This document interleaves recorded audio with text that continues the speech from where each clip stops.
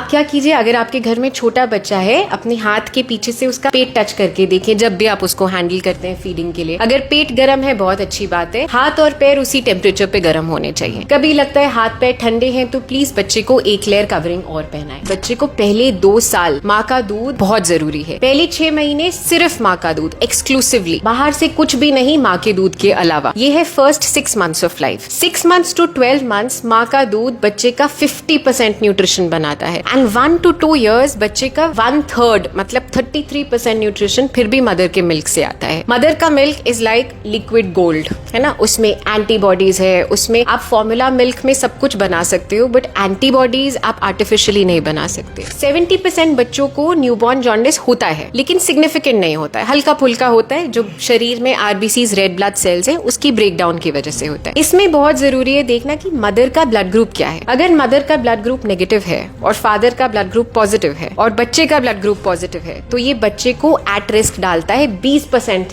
ज्यादा जॉन्डिस के लिए। तो ब्लड ग्रुप, मदर का ब्लड ग्रुप बहुत जरूरी चीज है। अगर मदर का ब्लड ग्रुप पॉजिटिव है तो बच्चा as it is low risk में आता है। ये बहुत क्लियर कट गाइडलाइन है। पहले 1 साल में बच्चे को कोई भी एनिमल मिल्क हम नहीं शुरू करते। इसके मल्टीपल रीजंस है। गाय भैंस के दूध में बहुत ज्यादा सोडियम होता है तो बच्चे की किडनी है वो बहुत छोटी, इमैच्योर है, वो इतना सोडियम हैंडल ही नहीं कर पाएगी। जिन बच्चों को पहले 1 साल में आप गाय भैंस का दूध देते हो, देखा गया है उन बच्चों को बड़े होके बीपी, डायबिटीज की शिकायत बहुत जल्दी हो जाती है। पुअर फीडिंग, अगर बच्चा इनिशियली फीडिंग कम ले, बच्चा डिहाइड्रेटेड है, क्योंकि ये जो बिलिरुबिन है, जो जॉन्डिस का जो मॉलिक्यूल है, वो बच्चे की सुसु पॉटी से बाहर निकलता है। अगर बच्चा फीडिंग ही नहीं ले रहा है, डिहाइड्रेटेड है, तो ये पीलिया बढ़ता बढ़ता बढ़ता जॉन्डिस आपको दिखने लग पड़ता है ज्यादा। तो actually breast feeding is the solution. Breast feeding problem नहीं है, ब्रेस्ट फीडिंग जॉन्डिस को घटाता है। अगर मदर अच्छे से फीडिंग इनिशियली देती है तो ये जॉन्डिस के चांसेस कम होते हैं। बच्चा ओवरवेट होना ज्यादा बड़ी प्रॉब्लम है अंडरवेट होने से। तो आप जब भी ये सप्लीमेंट्स देते हो उनमें इतना एडेड प्रोसेस्ड शुगर है कि बच्चे आजकल एकदम ओवरवेट ओबीज होके आ रहे हैं। मैम, हम लोग कहते हैं कि सर्दी के मौसम में छोटे से बच्चे को संतरा खिलाएंगे उसका गला बंद हो जाएगा, छाती बंद हो जाएगी, बुखार जुकाम हो जाएगा। सो ये एक्चुअली बहुत ही एक गलत थॉट है जो मैं थोड़ा डिस्पेल करना चाहूंगी। जिस सीजन में जो फ्रूट आता है उसका कोई तो कॉज होगा ना। समर्स में वाटरमेलन आता है ना, उसमें 90% पानी है, डिहाइड्रेशन से बचाता है। विंटर्स में कोई तो रीजन होगा कि संतरा है, विटामिन सी है उसमें और फाइबर। सर्दी के मौसम में हम पानी भी कम पीते हैं तो कॉन्स्टिपेशन, कब्ज की भी इशू रहता है। संतरे में है फाइबर। तो हम मदर्स को बोलते हैं अपना coffee intake 2 cups a day पे वो रिस्ट्रिक्ट करें, बट बाकी कई चीजों का बिल्कुल कोई इफेक्ट नहीं होता है। यहाँ हम ऑफन देखते हैं कि मदर्स का खाने पीने की इतनी सारी चीजें बंद कर दी जाती हैं। ड्राई फ्रूट्स मत खाओ, ये गर्म है, ये ठंडा है, इतना सब कुछ मदर का डाइट से आप निकाल ही दोगे बिना मतलब के, तो फिर मदर का न्यूट्रिशन का क्या होगा। पहले 3 महीने में बच्चे को कोई दिन रात का पता नहीं होता। चौथे महीने के बाद बच्चे का डे नाइट साइकिल, जिसको हम सर्केडियन रिदम बोलते हैं, वो डेवलप होता है। आजकल सबसे बड़ा जो हम इशू देख रहे हैं वो है स्क्रीन टाइम का। रात को पेरेंट्स बच्चे को भी फोन दे देते हैं, बच्चे रात 11, 12 बजे तक फोन पे लगे रहते हैं। स्लीप साइकिल कंप्लीटली डिस्टर्ब हो जाता है। जब नॉर्मल डिलीवरी होती है मदर उसी दिन खा पी सकती है। सिजेरियन में 2-3 दिन स्टिचेस हैं, एक कैथेटर डला हुआ है, पहले दिन मदर को फूड्स ही अलाउ नहीं होते, धीरे धीरे रिकवरी है, मेजर सर्जरी है। मौसम तब्दील हो रहा है और मासूम से बच्चों का आपने कैसे ख्याल रखना है, हमने मुनासिब जाना कि हम एक बेहतरीन सी डॉक्टर के साथ बात करें, डॉक्टर गरिमा पठानिया जी, जो बच्चों की बहुत काबिल और बेहतरीन डॉक्टर हैं और doctor KD multi speciality hospital में अपने फ़राइज़ को अंजाम दे रही हैं। आजकल मौसम तब्दील हो रहा है, आपके बच्चे बीमार पड़ रहे हैं, आपके बच्चों की ग्रोथ अच्छे से क्यों नहीं हो रही है, आपके बच्चों को न्यूट्रिशन क्यों नहीं अच्छा मिल रहा है। माँ की छाती का दूध एक बच्चे के लिए कितना इम्पोर्टेंट है जो पैदा होता है। क्या जानवर का दूध देना ज़रूरी है या माँ का दूध ही देना लाजिम है। आपका बच्चा ज़्यादा समय तक सोता क्यों नहीं है, वो क्यों आपको ज़्यादा परेशान करता है, ये सब चीज़ें जानना इस इंटरव्यू में बहुत ज़रूरी है। बहुत बहुत शुक्रिया डॉक्टर गरिमा पठानिया जी हमारे साथ एक्सक्लूसिव बातचीत करने के लिए हैं। मैम, सबसे पहला और इम्पोर्टेंट सवाल, आजकल मौसम चेंज हो रहा है, छोटे बच्चे जो हैं वो बीमार पड़ रहे हैं, क्लाइमेट चेंज होने की वजह से बच्चा बीमार हो रहा है। किस तरीके से हम अपने बच्चे की बेहतरीन परवरिश करें। थैंक यू, आपने मुझसे बात किया आज इतना टाइम निकाल के, very nice, thank you. so much, आजकल मौसम चेंज हो रहा है, ऑब्वियसली थर्मल केयर बहुत ज़रूरी होता है बच्चों में, लेयरिंग ऑफ क्लोथ्स, है ना। क्या होता है, न्यूबॉर्न से लेके बड़े एज ग्रुप तक हम चाहते हैं कि बच्चे जितने लेयर्स अडल्ट ने पहने हैं, फॉर एग्जांपल मदर ने 2 लेयर्स ऑफ कपड़े पहने हैं, बच्चे को बस एक एक्स्ट्रा लेयर हम पहनाएं। इसको बोलते हैं थर्मल केयर बच्चों में। तो न्यूबॉर्न से लेके बड़े बच्चे तक ये थर्मल केयर में 1 एक्स्ट्रा लेयर हम पहनाना ज़रूरी समझते हैं। उसके अलावा ग्लव्स, मिटन्स, टोपी, सॉक्स, ये सब एज ग्रुप के हिसाब से। एक न्यूबॉर्न बच्चा, उसका सारा हीट लॉस उसके इधर सर से होता है। हम चाहते हैं कि एटलीस्ट बच्चे का सर, हाथ, पैर कवर्ड रखें।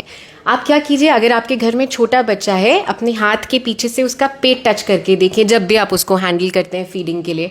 अगर पेट गर्म है बहुत अच्छी बात है, हाथ और पैर उसी टेम्परेचर पे गर्म होने चाहिए। कभी लगता है हाथ पैर ठंडे हैं तो प्लीज़ बच्चे को एक लेयर कवरिंग और पहनाएं। उसके अलावा सर्दी के मौसम में विटामिन सी रिच फ्रूट्स जैसे संतरा हो गया, किन्नू हो गया, हमारे यहाँ कहते हैं ठंडा लग गया, ये बहुत ही एक गलत सोच है। विटामिन सी रिच फ्रूट्स, संतरे, किन्नू, उन सब में विटामिन सी होता है, फाइबर होता है। ये सब वायरसेस जो कि सर्दी के मौसम में ज़्यादा होता है, उसको फाइट करने के लिए बहुत ज़रूरी है। मैम, हम लोग कहते हैं कि सर्दी के मौसम में छोटे से बच्चे को संतरा खिलाएंगे, उसका गला बंद हो जाएगा, छाती बंद हो जाएगी, बुखार जुकाम हो जाएगा। सो ये एक्चुअली बहुत ही एक गलत थॉट है जो मैं थोड़ा डिस्पेल करना चाहूँगी। जिस सीज़न में जो फ्रूट आता है उसका कोई तो कॉज होगा ना। समर्स में वाटरमेलन आता है ना, उसमें 90% पानी है, डिहाइड्रेशन से बचाता है। विंटर्स में कोई तो रीज़न होगा कि संतरा है, विटामिन सी है उसमें और फाइबर। सर्दी के मौसम में हम पानी भी कम पीते हैं तो कॉन्स्टिपेशन, कब्ज़ की भी इशू रहता है। संतरे में है फाइबर, वो उसको काउंटर करेगा, और उसमें है विटामिन सी। विटामिन सी छोटी मोटी, आपको याद होगा कोविड के टाइम पे हम लोग विटामिन सी के टैबलेट्स अलग से ले रहे थे। जो चीज़ नेचुरली अवेलेबल है वो आप क्यों नहीं देते? तो ये जो कुछ डाउट्स हैं, मिथ्स हैं लोगों के दिमाग में जो कल्चरली चली आ रही हैं, उसको थोड़ा सा डॉक्टर का एडवाइस लेके आप सुनिए। मैम, बच्चे की स्लीप साइकिल कैसी होनी चाहिए? सो बच्चे की sleep cycle generally 4th month पे डेवलप होती है। उससे पहले 3 महीने में बच्चे को कोई दिन रात का पता नहीं होता। 4थे महीने के बाद बच्चे का डे नाइट साइकिल, जिसको हम सर्केडियन रिदम बोलते हैं, वो डेवलप होता है। जनरली बच्चे रात को 8 से 12 घंटे तक लगातार सोते हैं। आप और मैं, जब हम लोग सोते हैं, हम लोग कंटिन्यूसली सोते हैं क्या? नहीं, हम बीच में उठते हैं, लेकिन हम एक साइकिल से दूसरी साइकिल में खुद ही चले जाते हैं। कभी करवट ले लेते हैं, कभी पिल्लो पकड़ लेते हैं। छोटे बच्चे जिनका स्लीप साइकिल अभी बन रहा है, उनको कई बार रात को पकड़ने की ज़रूरत पड़ती है। एक साइकिल से दूसरे साइकिल में बच्चे को जाने के लिए अडल्ट की ज़रूरत लगती है। तो ये मत समझिए कि बच्चा बहुत क्लिंगी हो रहा है, चिपकता रहता है। इनिशियल पहले 1 साल में रात को holding the child, sharing the bed, ये बहुत ज़रूरी चीज़ें हैं। धीरे धीरे करके जब स्लीप साइकिल सेट इन हो जाता है, तब बच्चा जनरली रात को 10 से 12 घंटे की लगातार की नींद ले पाता है। एंड डे टाइम नैप्स, बच्चों में दिन में नैप दिलवाना बहुत ज़रूरी है। आप समझिए, सारी ग्रोथ बच्चों की स्लीप के टाइम पे होती है। जो आपका ग्रोथ हार्मोन है वो रात के 12 बजे से पहले सिक्रीट होता है। तो हम चाहते हैं कि बच्चा उस टाइम तक बेड में जाए, तो उसके लिए बहुत ज़रूरी है स्क्रीन टाइम कम करना। ये जो स्क्रीन है, इसमें जो ब्लू स्क्रीन होती है, वो मेलेटोनिन, हमारी बॉडी में एक स्लीप साइकिल को लगाने के लिए मेलेटोनिन है, उसकी प्रोडक्शन ही नहीं होने देता। अगर आप बच्चे को स्क्रीन देके रखोगे, उसको नींद ही नहीं आएगी, है ना। तो आजकल सबसे बड़ा जो हम इशू देख रहे हैं वो है स्क्रीन टाइम का। रात को पेरेंट्स बच्चे को भी फ़ोन दे देते हैं, बच्चे रात 11-11, 12-12 बजे तक फ़ोन पे लगे रहते हैं, स्लीप साइकिल कम्प्लीटली डिस्टर्ब हो जाता है। एक इम्पॉर्टेंट सवाल ये है कि ब्रेस्ट फीडिंग, ये कितना इम्पोर्टेंट है? बच्चे को माँ का दूध कितना इम्पोर्टेंट है? हमने अक्सर देखा है कि 2-4 महीने के बाद हम अलग से उसको जो है वो दूध देना शुरू कर देते हैं, चाहे वो बाहर मार्केट से मिलता है, सुपर मार्केट से, या फिर हम किसी जानवर का दूध देते हैं। तो इस पे क्या है? तो जो WHO की गाइडलाइन है वो बोलता है कि बच्चे को पहले 2 साल माँ का दूध बहुत ज़रूरी है। पहले 6 महीने सिर्फ माँ का दूध, एक्सक्लूसिवली, बाहर से कुछ भी नहीं माँ के दूध के अलावा। ये है first 6 months of life. 6 months to 12 months माँ का दूध बच्चे का 50% न्यूट्रिशन बनाता है। एंड 1 to 2 years बच्चे का 1/3 मतलब 33% न्यूट्रिशन फिर भी मदर के मिल्क से आता है। मदर का milk is like liquid gold, है ना, उसमें एंटीबॉडीज है, उसमें आप फॉर्मूला मिल्क में सब कुछ बना सकते हो, बट एंटीबॉडीज आप आर्टिफिशियली नहीं बना सकते। तो मदर के मिल्क में सारी डिजीजेस को फाइट करने की एंटीबॉडीज होती हैं। जब 6 महीने का बच्चा हो जाता है, मम्मी का जो मिल्क है वो भी बदल जाता है, उसमें कई एंजाइम्स आते हैं, लाइजोजाइम, लैक्टोफेरिन, जो बच्चे को डायरिया, रेस्पिरेटरी, छाती की इलनेसेस से बचाते हैं। तो बहुत मदर्स क्या करती हैं, 6 महीने के बाद ब्रेस्ट फीडिंग बंद कर देती हैं। ये बहुत ही गलत प्रैक्टिस है, ये आपको कंटिन्यू रखना है। 2 years ऑफ एज तक WHO की गाइडलाइन है कि देना ही देना है। जहाँ तक एनिमल मिल्क का सवाल है, ये बहुत क्लियर कट गाइडलाइन है, पहले 1 साल में बच्चे को कोई भी एनिमल मिल्क हम नहीं शुरू करते। इसके मल्टीपल रीजंस है। गाय भैंस के दूध में बहुत ज़्यादा सोडियम होता है, तो बच्चे की किडनी है वो बहुत छोटी, इमैच्योर है, वो इतना सोडियम हैंडल ही नहीं कर पाएगी। जिन बच्चों को पहले 1 साल में आप गाय भैंस का दूध देते हो, देखा गया है उन बच्चों को बड़े होके BP, डायबिटीज़ की शिकायत बहुत जल्दी हो जाती है। ये मैं नहीं बोल रही, बहुत सारी स्टडीज़ हुई हैं। तो सेकेंडली, गाय का दूध आयरन अब्जॉर्प्शन को रोकता है, और थर्डली, गाय के दूध में जो प्रोटीन होते हैं, वे प्रोटीन, केसिन प्रोटीन, उसका जो रेशो है वो इंसान के बच्चे के लिए है ही नहीं, वो गाय के बच्चे के लिए है, अब्जॉर्ब ही नहीं होगा। तो हमको लगता है हम गाय भैंस का दूध दे रहे, बड़ी न्यूट्रिशियस चीज़ है, ये बहुत बड़ी फैलेसी है। इवन बाद में चल के 1 साल से ऊपर भी हम बोलते हैं 350 से 400 ml से ज़्यादा गाय भैंस का दूध नहीं देना। Solids should be there. हमने देखा कि कई सारे पेरेंट्स अपने बच्चों को प्रोटीन्स देते हैं, प्रोटीन पाउडर्स देते हैं। जैसे हमने देखा है कि हॉर्लिक्स वगैरह का इस्तेमाल होता है, या मुख्तलिफ और भी जो ब्रांड्स वगैरह के प्रोटीन्स होते हैं वो प्रोवाइड किए जाते हैं कि सेहत इससे ठीक रहती है। ये सप्लीमेंट्स वगैरह देना किस हद तक ठीक है? सप्लीमेंट्स हम लोग बिल्कुल रेकमेंड नहीं करते अनलेस एब्सोल्युटली नेसेसरी। अगर बच्चा बिल्कुल मैल नरिश्ड है तब हम मेडिकल सप्लीमेंट्स कुछ बताते हैं, अदरवाइज आपकी डाइट ही सप्लीमेंटेशन है। जब तक आप अच्छा प्रोटीन रिच डाइट नहीं लेंगे तब तक बच्चा ग्रो कैसे करेगा? तो अगर आप नॉन वेजिटेरियंस हैं, एग्स, फिश, चिकन, मीट, इन सब में बहुत प्रोटीन होता है। अगर आप वेजिटेरियन हो तो थिंग्स लाइक पनीर, टोफू, चना दाल, दालें और अलग अलग टाइप की दालें, इन सब में प्रोटीन है। तो हम चाहते हैं बच्चा अगर डाइट से ही प्रोटीन ले रहा है तो वो बहुत अच्छी बात है। आप बाहर से कोई भी चीज़ डब्बे में दोगे, उसमें इतने सारे प्रेजर्वेटिव्स हैं, भर के चीनी है, शुगर है, एडेड शुगर्स हैं, ये सब हम बिल्कुल रेकमेंड नहीं करते। आजकल ओबेसिटी, बच्चा ओवरवेट होना ज़्यादा बड़ी प्रॉब्लम है अंडरवेट होने से। तो आप जब भी ये सप्लीमेंट्स देते हो उनमें इतना एडेड प्रोसेस्ड शुगर है कि बच्चे आजकल एकदम ओवरवेट ओबीज होके आ रहे हैं। मैम, कई सारे बच्चों को जॉन्डिस वगैरह की प्रॉब्लम हो जाती है, आपने देखा होगा। ये क्यों होता है और इसका कारण क्या होता है? क्या मदर की ब्रेस्ट फीडिंग का एक रीज़न हो सकता है, माँ का जो खान पान होता है वो मायने रखता है, या शुरुआती परवरिश में कोई कमी रह जाती है? बट मदर का खान पान से इसका कोई रिलेशन नहीं है। जॉन्डिस हम 2 तरीके से देखेंगे। एक है न्यूबॉर्न जॉन्डिस, जो पैदा होते ही बच्चे को होता है। 70% बच्चों को न्यूबॉर्न जॉन्डिस होता है, लेकिन सिग्निफिकेंट नहीं होता है, हल्का फुल्का होता है, जो शरीर में RBCs, रेड ब्लड सेल्स हैं, उसकी ब्रेकडाउन की वजह से होता है। इसमें बहुत ज़रूरी है देखना कि मदर का ब्लड ग्रुप क्या है। अगर मदर का ब्लड ग्रुप नेगेटिव है और फादर का ब्लड ग्रुप पॉजिटिव है और बच्चे का ब्लड ग्रुप पॉजिटिव है, तो ये बच्चे को एट रिस्क डालता है 20% ज़्यादा जॉन्डिस के लिए। तो ब्लड ग्रुप, मदर का ब्लड ग्रुप बहुत ज़रूरी चीज़ है। अगर मदर का ब्लड ग्रुप पॉजिटिव है तो बच्चा as it is low risk में आता है। ये होगी पहली चीज़। सेकेंडली, और क्या कॉम्प्लिकेट करता है जॉन्डिस को? Feeding, poor feeding. अगर बच्चा इनिशियली फीडिंग कम ले, बच्चा डिहाइड्रेटेड है, क्योंकि ये जो बिलिरुबिन है, जो जॉन्डिस का जो मॉलिक्यूल है, वो बच्चे की सुसु पॉटी से बाहर निकलता है। अगर बच्चा फीडिंग ही नहीं ले रहा है, डिहाइड्रेटेड है, तो ये पीलिया बढ़ता बढ़ता बढ़ता जॉन्डिस आपको दिखने लग पड़ता है ज़्यादा। तो actually breast feeding is the solution. Breast feeding problem नहीं है, ब्रेस्ट फीडिंग जॉन्डिस को घटाता है। अगर मदर अच्छे से फीडिंग इनिशियली देती है तो ये जॉन्डिस के चांसेस कम होते हैं। मैम, एक सवाल ये भी है कि क्या मदर का जो खान पान है, क्या वो बच्चे के लिए इम्पोर्टेंट है उसकी सेहत को लेकर? जैसे अगर कोई ज़्यादा कॉफ़ी इनटेक कर रही है तो क्या उस दूध के अंदर भी उस तरीके की कुछ चीज़ें पाई जाएंगी कि बच्चे को भी रात को नींद नहीं आएगी? ये चीज़ें मायने रखती हैं? तो कॉफ़ी डेफिनेटली, जो कॉफ़ी है उसमें ट्रिप्टोफैन, ब्रोमीन, ये सब चॉकलेट्स, कॉफ़ीज़, इसमें डेफिनेटली होता है। तो हम मदर्स को बोलते हैं अपना coffee intake 2 cups a day पे वो रिस्ट्रिक्ट करें। बट बाकी कई चीज़ों का बिल्कुल कोई इफेक्ट नहीं होता है। यहाँ हम ऑफन देखते हैं कि मदर्स का खाने पीने की इतनी सारी चीज़ें बंद कर दी जाती हैं। ड्राई फ्रूट्स मत खाओ, ये गर्म है, ये ठंडा है, इतना सब कुछ मदर का डाइट से आप निकाल ही दोगे बिना मतलब के, तो फिर मदर का न्यूट्रिशन का क्या होगा। तो ये कुछ कुछ मिथ्स हैं कि मदर को गैस है तो बच्चे को गैस हो जाएगी, ऐसा कुछ नहीं है। जो ब्रेस्ट मिल्क है वो 88% पानी है।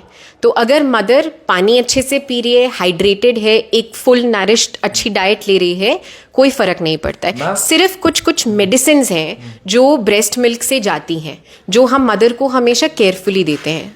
मैम एक इम्पॉर्टेंट सवाल ये कि आज के इस एडवांस दौर में भी हम लोगों को ये देखना पड़ रहा है कि नॉर्मल डिलीवरी नहीं हो रही है, मैक्सिमम टाइम जो है वो ऑपरेट किया जा रहा है। कारण क्या है, क्यों नहीं नॉर्मल डिलीवरी हो सकती है? अगर हम इतना अच्छा खासा खान पान कर रहे हैं या इतनी केयर कर रहे हैं, उसके बाद भी हमें ऑपरेट के लिए क्यों जाना पड़ता है? तो इसके दो फैक्टर्स है, एक तो पेशेंट रिलेटेड फैक्टर्स है, एक डॉक्टर रिलेटेड फैक्टर्स हैं। हमारे पुराने ज़माने में लेडीज़ के पास ऑप्शन नहीं होता था, वो 24-24 घंटे का लेबर भी सह लेते थे। अभी आजकल क्या है, बिकॉज उनको पता है एक क्विक ऑल्टरनेटिव है, तो बहुत सारी जो रिक्वेस्ट्स आती हैं सिजेरियंस की, वो पेशेंट की तरफ से भी आती हैं। तो अगर 12 घंटे का लेबर हो गया, बहुत पेशेंट्स ऑप्ट करते हैं, इलेक्टिव सिजेरियन बोलते हैं इसको, कि हम सिजेरियन के लिए ऑप्ट करें। उनका भी फॉल्ट नहीं है, उनको पता नहीं है कि क्या क्या बेनिफिट्स हैं एक नॉर्मल डिलीवरी के। जब नॉर्मल डिलीवरी होती है, मदर उसी दिन खा पी सकती है। सिजेरियन में 2-3 दिन स्टिचेस हैं, एक कैथेटर डला हुआ है, पहले दिन मदर को फूड्स ही अलाउ नहीं होते, धीरे धीरे रिकवरी है, मेजर सर्जरी है। बच्चे के लिए नॉर्मल डिलीवरी क्यों इंपॉर्टेंट है? क्योंकि जब बच्चा मदर के ट्रैक्ट से निकलता है, बहुत सारे बैक्टीरिया होते हैं मदर के अंदर, तो बच्चे के मुंह में, नाक में लगते हैं, जिसकी वजह से बच्चे की इम्यूनिटी बनती है। ऐसा देखा गया है कि ऑटो इम्यून डिजीजेस जो बच्चों का सिजेरियन सेक्शन हुआ है उनमें ज़्यादा हैं, बल्कि एक नॉर्मल डिलीवरी में कम है, क्योंकि ये एक नेचुरल प्रोटेक्शन है। तो ये हो गए patient related factors. There are doctor related factors also. आजकल बिकॉज इतना लिटिगेशन है, केसेस हैं, लिटिगेशन है, बहुत सारे लोग फटाफट ऑप्ट करते हैं कि कोई कॉम्प्लिकेशन ना हो तो इजी रूट हो जाए। तो ये एक ट्रेंड है जो हम देख रहे हैं, जो एक बहुत अलार्मिंग ट्रेंड है। हम केडी हॉस्पिटल में कोशिश करते हैं कि पेशेंट का जितना नॉर्मल डिलीवरी हो पाए वो हम करवाएं। मैम जैसे कि आपने केडी हॉस्पिटल का नाम लिया, तो आपके पास यहाँ पे क्या क्या फैसिलिटीज़ अवेलेबल हैं, क्या क्या सर्विसेज आप देते हैं? तो हमने गायनी से ही शुरू किया। तो यहाँ एक IVF सेंटर है, यहाँ पे डॉक्टर सुरेखा, डॉक्टर सुनीता, ये हमारे पास गायनेकोलॉजिस्ट्स हैं जो बहुत कीनली देखते हैं कि पेशेंट का मोस्टली नॉर्मल डिलीवरी हो। ये बहुत ज़रूरी है। आजकल गायनेकोलॉजिस्ट का अच्छा होना और नॉर्मल डिलीवरी को एटलीस्ट ट्रायल देना is very important. Secondly, newborn care में हमारे पास एक NICU है, अब हमारे पास एक PICU भी है। हमने जम्मू में नहीं था PICU is paediatric intensive care unit. तो जो बड़े बच्चे हैं, 1 महीने से ऊपर के बच्चे हैं जो सिक हैं, क्रिटिकल हैं, उनको हम यहाँ एडमिट करके इंटेंसिव केयर प्रोवाइड करते हैं, क्रिटिकल केयर। ट्रेन्ड स्टाफ है, सारी फैसिलिटीज़ अवेलेबल हैं पीडियाट्रिक ICU के लिए। आपकी क्या टाइमिंग रहती है, आप किस वक्त अपने यहाँ पे OPD देते हैं? तो मैं यहाँ पे रोज़ होती हूँ, I am a full timer. तो 10 से लेके 4 बजे तक मंडे टू सैटरडे हम लोग यहाँ होते हैं, लेकिन इमरजेंसी सर्विसेज 24/7 खुली रहती हैं। तो अगर कोई सिक बच्चा रात के 1-2 बजे भी आ रहा है, हम लोग उसको एडमिट करके PICU में रख सकते हैं। बहुत बेहतर है, बहुत बेहतर है। साथ ही साथ मैं आपको ये भी बताना चाहूँगा कि डॉक्टर केडी जो हॉस्पिटल है, इनकी जानिब से जनरल फिजिशियन के लिए OPD शुरू की है। शाम के 5 से लेकर 8 बजे सहारा मेडिकोज नवाबाद सुंजमा रोड पे है, और आप वहाँ पे भी जा सकते हैं और वहाँ पे भी आप जो है वो अपना इलाज करवा सकते हैं। आपको मालूम है कि मौसम बदल रहा है, मौसम तब्दील हो रहा है, और ऐसे मौसम के बीच में मासूम से बच्चों की परवरिश के हवाले से सवाल पूछना लाजिम था। हमने समझा कि हम किससे बात करें। फिर हमें मालूम चला कि डॉक्टर केडी हॉस्पिटल के अंदर डॉक्टर ग्रीमा पठानिया बहुत काबिल और बेहतरीन डॉक्टर हैं जो अपने फ़राइज़ को अंजाम दे रही हैं बड़ी ईमानदारी के साथ। तो हमने मुनासिब जाना कि हम इनके पास हैं। अब जब हमने इनसे बात की तो हमें ये मालूम पड़ा कि इनके पास इल्म की कोई कमी नहीं है, नॉलेज की कोई कमी नहीं है, मैं चाहता तो मैं इस इंटरव्यू को बढ़ाकर 1 घंटा भी अगर करना चाहता तो ये 1 घंटा कंटिन्यूसली बोल सकती थी, लेकिन मैंने खुद ये मुनासिब समझा कि हम ये इंटरव्यू 10 से 15 मिनट का रखेंगे जिसमें आपको सारी इंपॉर्टेंट इन्फॉर्मेशन पहुंचा देंगे। बहरहाल अगर आपका बच्चा बीमार है तो आप इनसे रब्ता कर सकते हैं। दिए हुए स्क्रीन पे जो नंबर्स हैं वो OPD के लिए हैं, आप अपनी अपॉइंटमेंट बुक कर सकते हैं और अपने बच्चे को लेकर यहाँ पे आ सकते हैं और उसका बेहतरीन सा इलाज भी करवा सकते हैं। खास रिपोर्ट आमिर सुहेल के साथ, डेली तस्कीन पे, जम्मू से।